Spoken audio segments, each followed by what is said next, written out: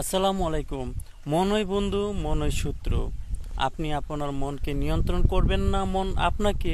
প্রশ্নটা শুনতে সহজ, কিন্তু এর উত্তরেই লুকিয়ে আছে শান্তি, সাফল্য আর সুস্থতার চাবিকাঠি। আমাদের মন প্রতিদিন হাজারো চিন্তা তৈরি করে। ভবিষ্যতের ভয়, অতীতের আফসোস, বর্তমানের উদ্বেগ। এই চিন্তাগুলোর অনেকটাই আমাদের নিয়ন্ত্রণের বাইরে চলে যায়। কখনো অকারণে ভয়, কখনো সন্দেহ, কখনো হতাশা। সবকিছু একসাথে মাথার ভিতর ঘুরপাক খায় এবং তখন মনে হয়ে ওঠে আমাদের সবচেয়ে বড় শত্রু। ভয়, সন্দেহ আর দুশ্চিন্তার উৎপত্তিস্থল আমাদের মন। আপনি কি জানেন 90% দুশ্চিন্তা এমন জিনিস নিয়ে হয় যেগুলো কখনোই ঘটে না, তবু আমাদের মন সে কল্পনাকেই সত্যি ধরে নেয় এবং মস্তিষ্কে স্ট্রেস হরমোন বাড়িয়ে তোলে।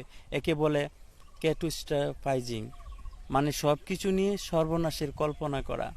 এর ফলে শরীরে ক্লান্তি, ঘুমের সমস্যা, মনোসংযোগের ঘাটতি, এমনকি দীর্ঘমেয়াদী অসুখ হতে পারে।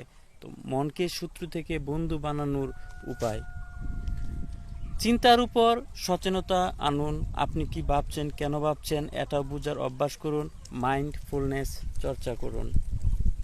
নিয়মিত বিশ্রাম নিন।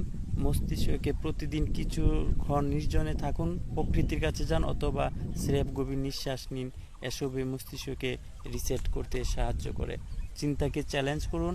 মনে যদি আসে আমি পারবো না, তখন নিজেকে জিজ্ঞাসা করুন এর প্রমাণ কি, কিংবা আমি আগেও তো অনেক কিছু পেরেছি। নিজের সঙ্গে বন্ধুত্ব করুন। ভুল হলে নিজেকে ক্ষমা করুন, নিজেকে ভালোবাসতে শিখুন। মনকে নিয়ন্ত্রণ করা শিখুন, না হলে মনই একদিন আপনার নিয়ন্ত্রণ নিয়ে নেবে এবং তখন আপনার সবচেয়ে ঘনিষ্ঠ সঙ্গী হয়ে উঠবে আপনার সবচেয়ে বড় বাধা।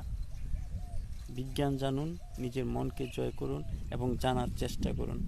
যেটা আপনার সফলতার বাধা মনে হবে সেটাকে ফেলে দিন। সফল হোক আপনার জীবন, সেই কামনা করি। ধন্যবাদ।